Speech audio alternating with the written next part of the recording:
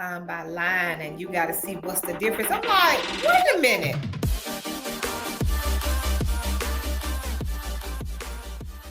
So, hey guys, hey. Welcome to Two Broke Adjusters. That is the name of our podcast. We are literally claims adjusters. We are independent claims adjusters. And we're here. This is our first episode. So as the episodes go, so you see how silly we're going to be, right? So as the episodes go, I'm quite sure we'll do some cleaning up. You know, we'll get it polished. But this is our very first episode. And so with this episode here, we're going to be introducing ourselves and introducing you to the podcast. All right. So Kristen, I'm going to start with you first. Introduce yourself and then also tell us, how did you get started in the industry?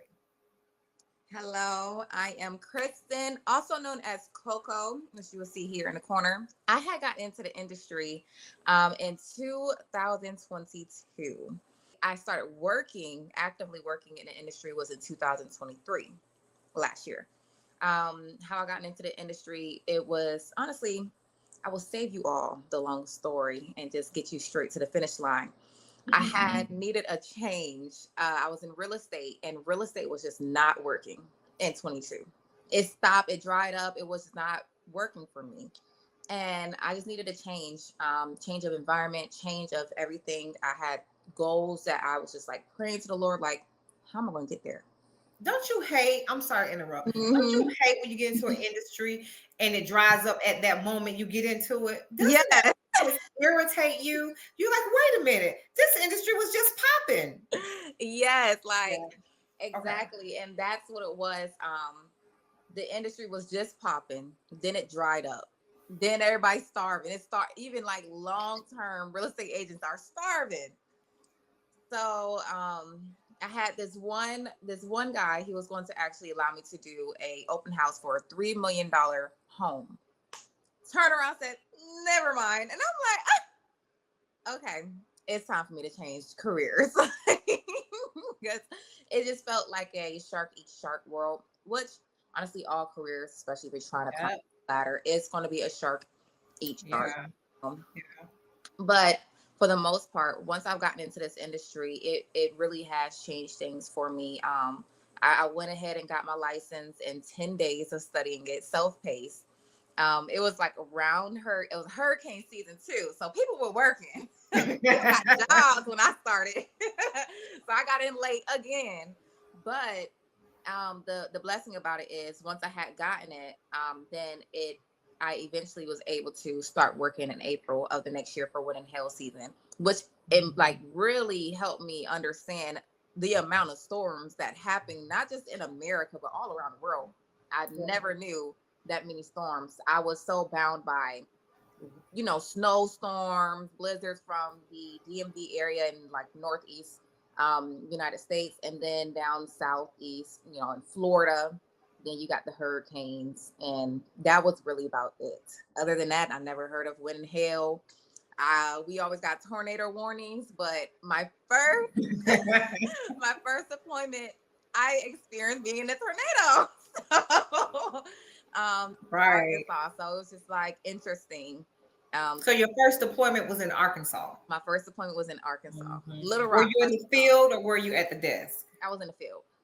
So you went on top of homes? I went on top of homes for the first time. And I was just modeling 2 years prior. You were. Girl, you got to pick that back up. But go ahead. Hey, I was ready. Thank you, Auntie. I was ready, actually, to start getting on a roof because I was walking in 6-inch heels. And that's just a 6'12" pitch roof right there.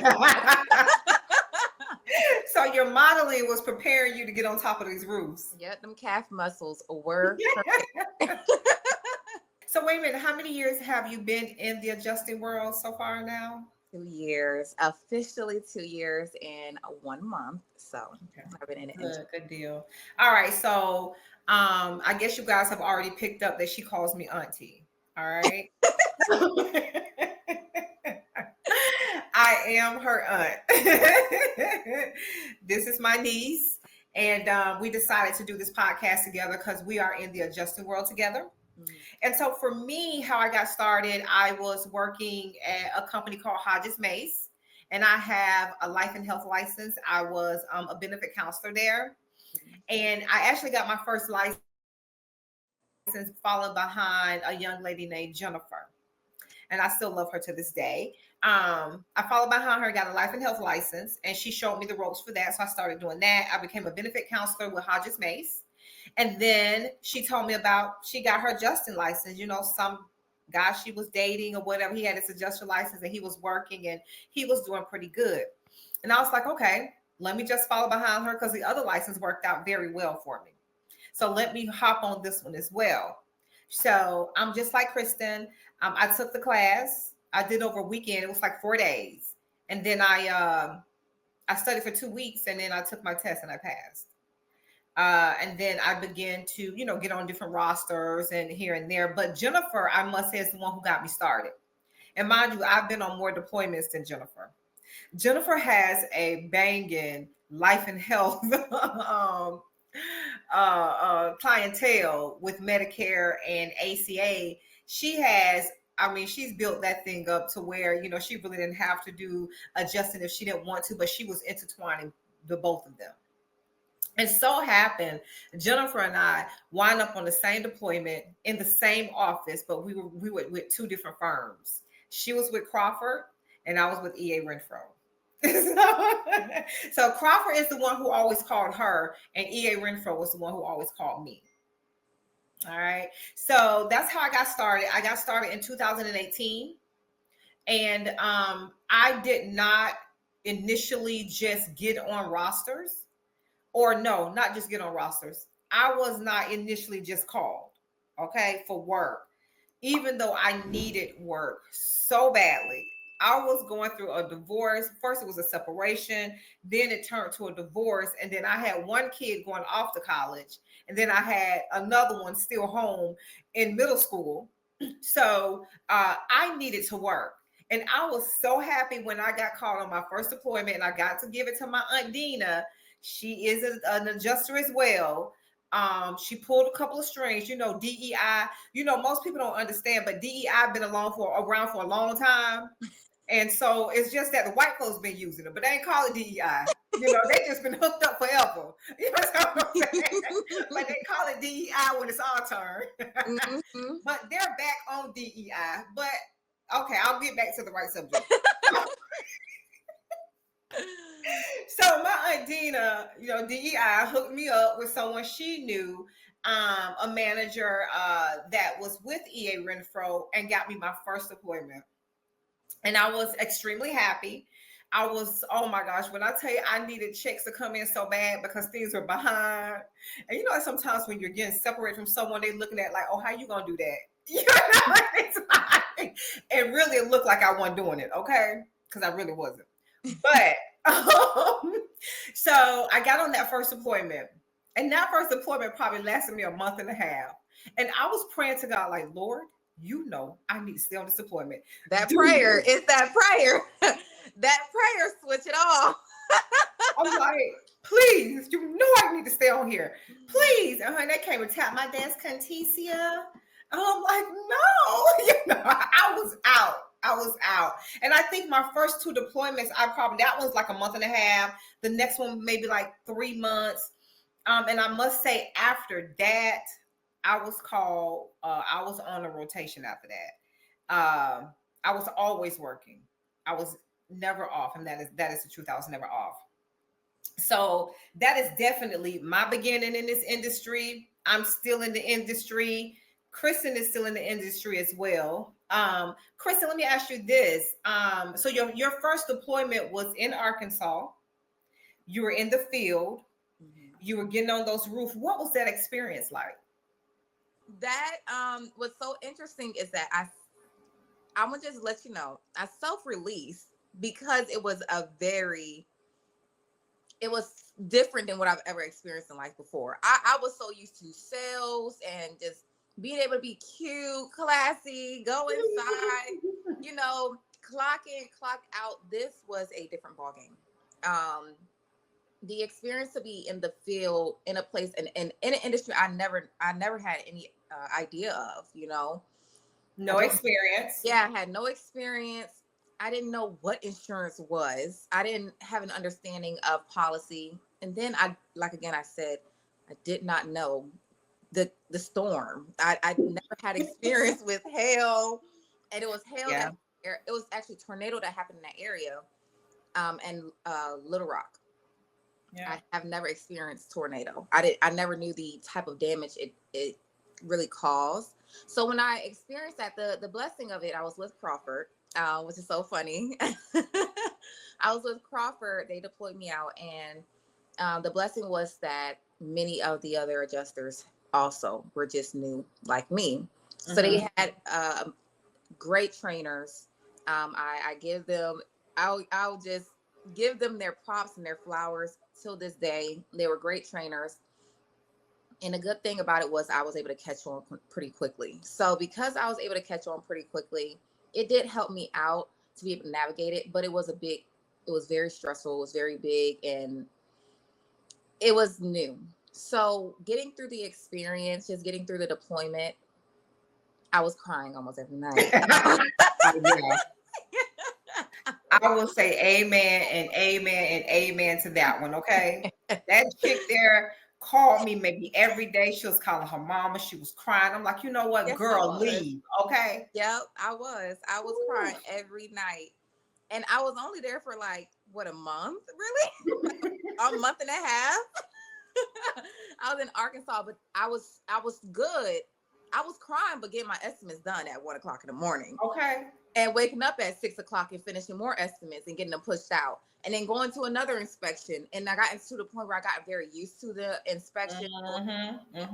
But what was actually very interesting is that I was always the one to want to get things done first. So although I was very nervous, although I didn't have the experience, I was very proactive. I took a lot of initiative. I was like, hey, I got claims now. Trainer, are you going to come with me during this inspection? I'm sending tomorrow.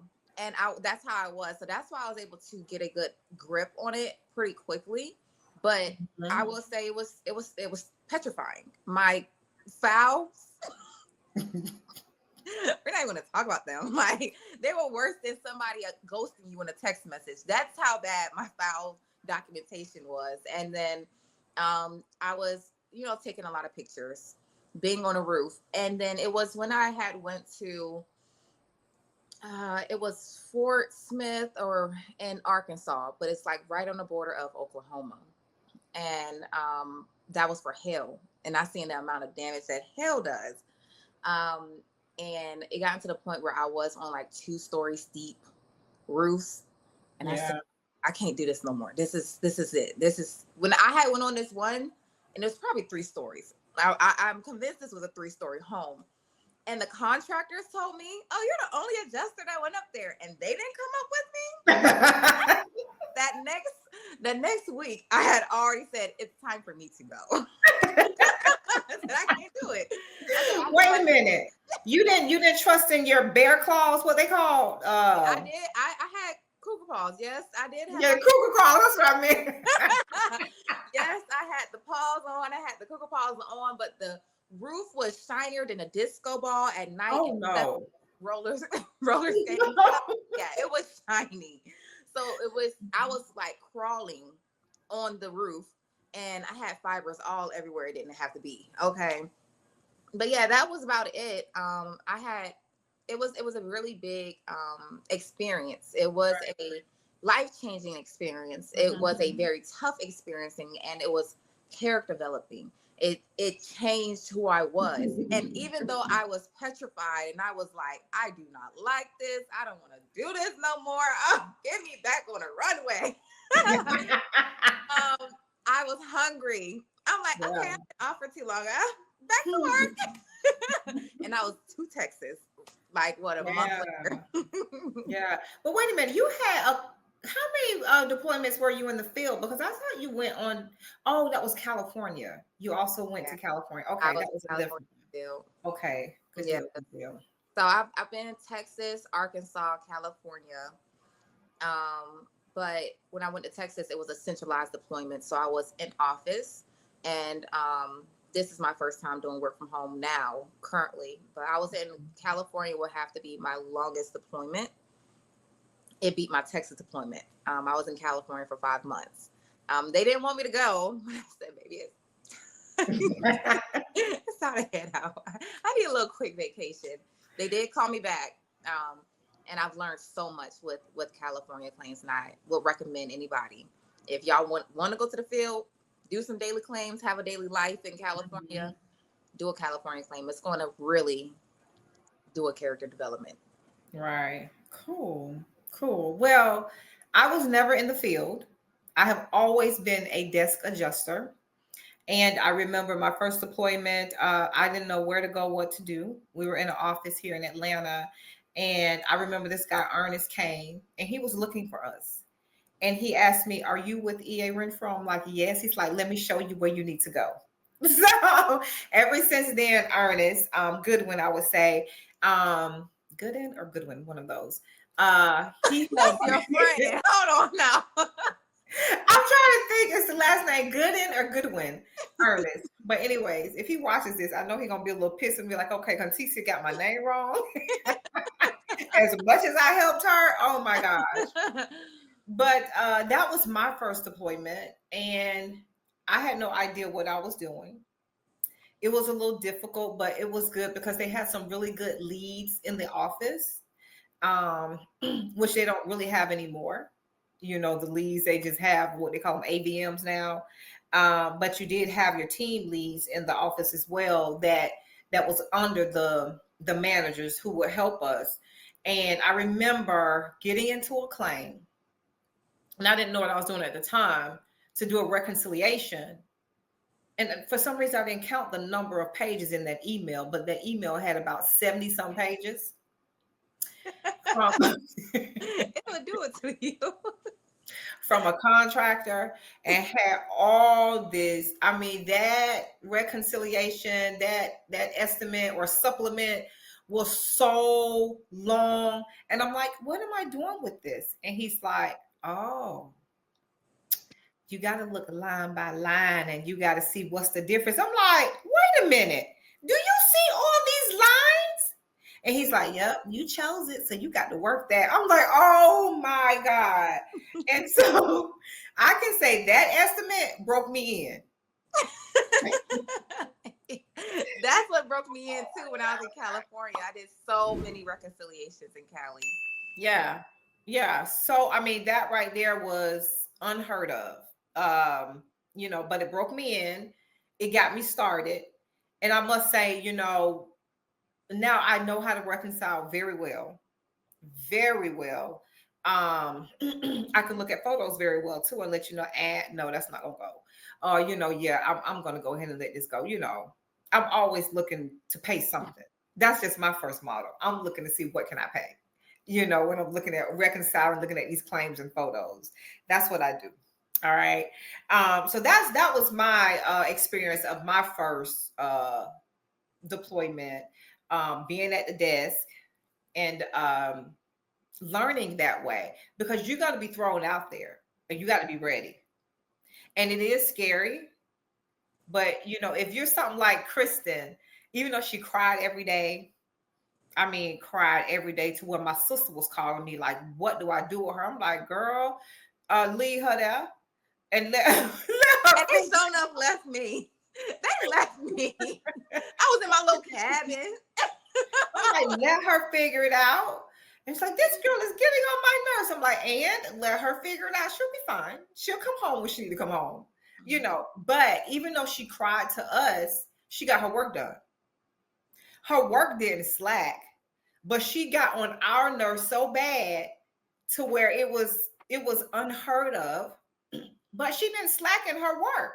Her work was done. Those claims were done. That girl learned that system. Okay. To where they sent you into a different deployment as well, from Arkansas to a different area. Yep. They released the first batch, and they actually ended up choosing me My manager didn't want me to leave, and they actually asked me, "Hey, a week later, do you want to go to Michigan?" The same management. So, yeah, they did end up switching me, and they, that's another thing. If you just show initiative and you continue to, Yeah. and you do your thing, even though I wasn't really good at file documentation just yet, I was still doing whatever they told me to do. At least bare minimum, I was doing what they told me to do. Right. That was it. Copy and paste.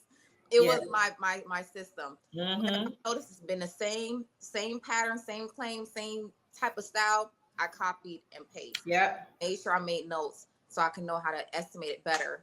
And another thing too, a lot of managers, at least in the beginning for newer adjusters, you want to make sure you actually do the work, then come to your manager and say, this is what I did. Is this in the right standing? Is this in compliance? Is this looking good? Instead of just saying, okay, here, or sitting on it for 5 weeks, and now it's escalated, and they're like, we have to do a reinspection. So that was another thing. At least what I did was try to push myself from the last time they helped me and finish forward, and to continue going on. I do apologize for crying though. I'm not gonna lie. I was a girly girl doing a man job. I was definitely blue collar. I couldn't do this time. But see, like I'm saying, she still got all the work done, and then at the same time, she learned Exactimate up and down. She learned how to sketch. This girl will sketch out a whole area. She will have everything together. She was taking so many photos. She learned, even though she was crying, she was learning at the same time and accomplishing things that she never thought she would be able to do. So I definitely that's one ups I give to her all the time, because she went out there and she learned. She knows Exactimate better than I do because she had that experience out there in that field. And that field taught her something. So I do suggest, newer adjusters, I know you want to be comfortable at a desk, but man, if you want to take that thing to a higher level, try that field. That field will definitely get you ready. It'll get you ready. Absolutely. All right. So my next question is, how many different firms have you worked for? Oh, this is fun. Officially, I have worked for 4 firms. Okay. Crawford, EA Renfro, Pilot, and Otter Solution. I've worked for 4 firms before. Okay. Yeah. All right. Well, for me, my whole tenure, I've only worked for one firm, and that is EA Renfro. Everyone would say to me, "Why are you always with this one firm?" And I'm like, "Well, when anything went down, I was already working. I couldn't leave the firm and go somewhere else." That's how kept her working. That's how they kept me employed. I went from barely getting any deployments to always being working. Excuse me. So I've only had the ability to work for one firm, and I think sometimes it can be a negative and also a plus, because I've had friends that will go to a firm and they were banking. They were making, $20,000 a month. They were making that money. They really was. And here I am still around 10-ish, and they're like, come with us. And I'm like, I can't do that, So I'm happy that I didn't, because EA Renfro has always kept me working up until now. That'll be a different episode. All right. So I'm sorry to laugh. But yeah. So let me ask you this, Kristen. How has adjusting changed your life? Well, I'm in my first apartment. Okay. So that has been a big shift for me, because it allowed me to branch out into my own independence, little by little, piece by piece. But yeah, so when it came to when it came to like my life and how adjusting has changed it, it has definitely changed my personality and my character, who I am today. I'm a lot more mature than I was just last year, earlier. Seriously, even the end of last year, I'm a different woman. Right. It allowed me to be more structured, me more keen to detail. It allowed me to have more investigative skills, and that is investigative skills when it comes to even day-to-day life. When Yeah. someone is selling me something, I think of the whole thing well rounded. Or if I need a contractor to come in or my maintenance person to come in and do something, you can't tell me a story. You know, so it's certain things of that nature. It also made me be more thorough, reading my policies, reading contracts, reading terms and agreements, at least being able to skim through it quickly to understand what is happening in there and what it is used for. And truthfully, just even being in claims adjusting has put me at a more of an advantage than Yeah. people that has been alive and they're in their 70s. You Yeah. know, I have a lot of insurers that call my phone that is, hey, my husband's gone or he's no longer Yeah. with us and I don't know anything about what this is. I have no clue. And they're in their late 70s or in their 60s or 50s or 40s, 30s as well. And me having that understanding of what insurance is about, how the policy actually performs, has allowed me to have a little bit of a competitive advantage or be a little ahead of the day-to-day life of what we do. You know, Yeah. we insurance. We have to buy almost everything, even outside of the country. Yeah. So it has bring that level of understanding in my life. Oh, also, lastly, let me say one more thing. It taught me how to pivot. I know how to adjust.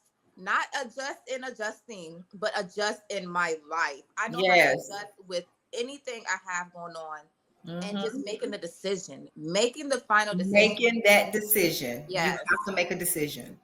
Yeah. Yes. Yeah. So, That's what it will do to you. It will teach mm-hmm, you. You got to make a decision. mm-hmm, And it carry overs into our personal lives to where, yep, okay, wait, hold on. You got to make a decision on this. mm-hmm, Because it sharpens so many different areas of our lives. Like you said, it does give you more of an edge and almost like a competitive edge as well, because you're a little bit ahead of the game, when it comes to life things. And like I said, making that decision, I'm telling you, and doing those reconciliations. Oh yeah, those reconciliations teach you how to be thorough. They teach you how to investigate. They teach you how to uncover lies and looking at them photos and also to pay what is owed. So absolutely, absolutely. Now I can say for me, it definitely changed my life, not just in that area, but also financially. I must say, it did. I think my first year of adjusting, because I really wasn't working that much, I probably brought home maybe 50,000. And I wasn't working that much. But my second year in adjusting, I was around the 90 something thousand. And then after that, ever since then, after that, I have been, yeah, 100 plus. I have every year after that, except for this year. I'll say 2024 is a whole totally different year for us this year. So this year here has taught me something else that the other years did not teach me, I must say. But we'll definitely tackle that in a different episode as well. yeah, we definitely will have to talk about the industry shift and the change. Yeah.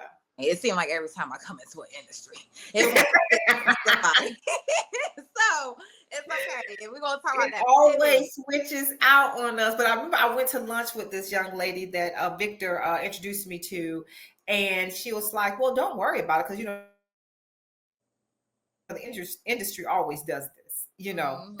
it always does this, but it's coming back." And I was like, "Well, okay, all right, but I need it back right now." No. I need it back today, or I would say I need it back last month. You Mm-hmm. know, Mm-hmm. so yeah, that's pretty much how how it has changed my life. I was able to put a kid through college and another one in college now. um you know Getting my house together, doing those type of things, and also saving. I learned how to be a sure enough saving. That's why 2024, this year, even though it impacted me a whole lot, if it wasn't for my skills of saving, oh my gosh, I don't even know how I would have survived 2024. Now, let me tell you, now I am scraping now. Yeah. because it's been a doozy this year. But I would say from the other previous years, me saving, because at the same time I have my own household to run, and I also was running a trucking company as well. So I had something double dipping in my pockets at the same time. Yeah. So that was a little different. All right. So one of the last questions I am going to ask Kristen today, because this is our introductory podcast, so you all get to know us, what we're going to be doing, and who we are. What do you think? What do you see the purpose of this podcast, and how far the reach can be? Honestly, I see the purpose of this podcast of being very informative, encouraging, honestly, very encouraging, eye-opening, that there is options out here. There is something that will change your life. You're not stuck. You're just maybe not knowing. You just don't know. You All don't have right. this just It's yet. information. Yeah, this good information. So it's just that being an eye opener, just let you know that hey, there's still some more options. We're going to do everything that we can to be able to present all the knowledge of what's happening in the industry and where you can find new opportunities, and also how to be able to present yourself for opportunities, and even some other things outside of just adjusting, where it would still be connected to your work of adjusting, but it allow you to be able to even create the life that you're wanting to live, um, and that you're fighting for. Because hey, one day you're going to have to retire. One day I can't be on a, and maybe one day I don't want to be on a roof. But Right. so, Yeah. Maybe but I don't want to be behind a desk for 10 hours a day. yeah, right. I mean, Yeah. you be enjoying that. You be twiddling your toes, looking at. Never mind. Never mind. You be working though. You be Oh, working. yes, I do, honey. Those claims get done. They get paid And and they closed. do. Okay. And they Yes, do. They they get sure paid. do. Hey, if Mhm. we want to talk about, I be hearing some managers out at Girl. Okay. different Okay. stores. We'll save that for another episode. We will save the unspoken truth about Yeah. adjustment. Okay, so We'll save anyway, that. We'll save that. Now, when I look at this episode, I'm going to tell you, how I see it. The purpose of it is to, man, keep us working. yes, I'm going to try my best to turn over every rock that I know of to keep us working. Right now, we're in a down season. And so I'm saying, you know what? They say that this is a recession proof career. Mm-mm, mm-mm. No, it's not. It's a lot of us hungry right now. So I decided, said, you know what? I am going to create something to where we all can exchange information. I feel like there's enough room in the sky for every bird to fly. It's not too small, so we all can get up there and fly. So that's why I want us to exchange information with one another, so we'll know who's hiring, who's firing, so we can know what we got to do, jumping ship or whatever we have to do. Also, in this podcast too, I want to speak with consumers. I want us to be able to hear their side of the story and maybe let us know about their claims, and we can give them a recommendation of what we see or what we're hearing with their claim. I just want us to be really engaged with the community, but also engaged with one another to where we are consistently working. That is the goal. That is the key for us to work. We need to work, and also saving, investing, because we make some pretty good dollars out there. And instead of going by the next best car or the next Louis Vuitton, we will take our funds and invest. And when we're off from work, we don't have to worry about anything. I work with adjusters who, when they're getting ready to be off, they're like, "Oh, I'll go." They don't care because they built up to where they have apartments and they have this and they have that. So when they're working, they're just making some extra money or just doing something for fun.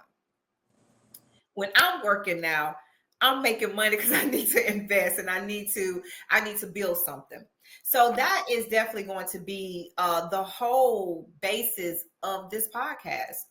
Is definitely keep us working, keep us in the know, keep us connected, but also we're consumers. So we want to engage with the consumers as well so they can let us know their stories, how they feel, and maybe we can contact some of these insurance companies and try to get some things settled for these consumers. Mhm. You know, Okay. So that is the purpose of this podcast.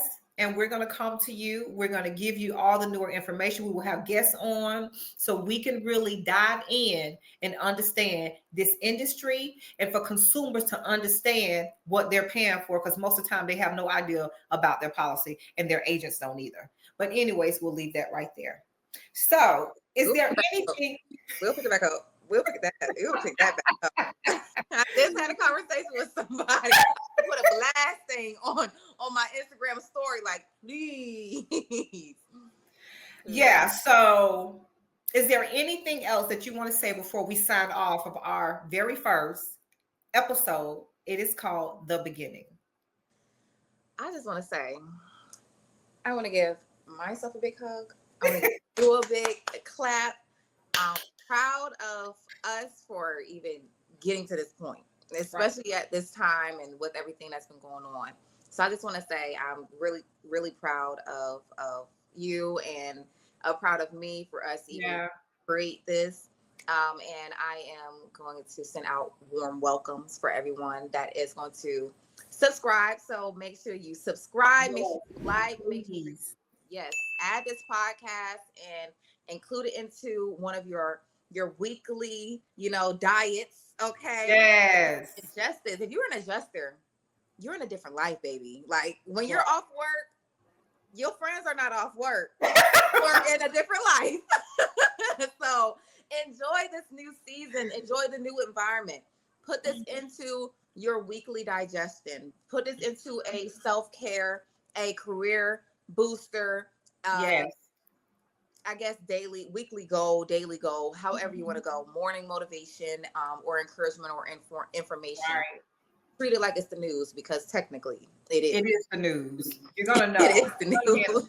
Because I'm gonna hunt and turn over every freaking rock that I can to get us information and to keep us working. Same here. One thing about it, and two things for sure, your girl be emailing. And one thing about it, and two things for sure, your girl, I don't know if you actually on this side. I'm on the other side. Oh, you on the other side? Yeah. Your girl, she be connected in. So we're going to get that information.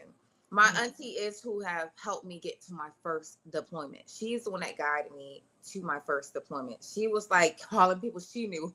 Where you at? Who's hiring? And she brought me she brought me information to sign up for a deployment in Turkey. $1 million deployment, 2-year contract to Turkey. This woman be searching. So please. Yes.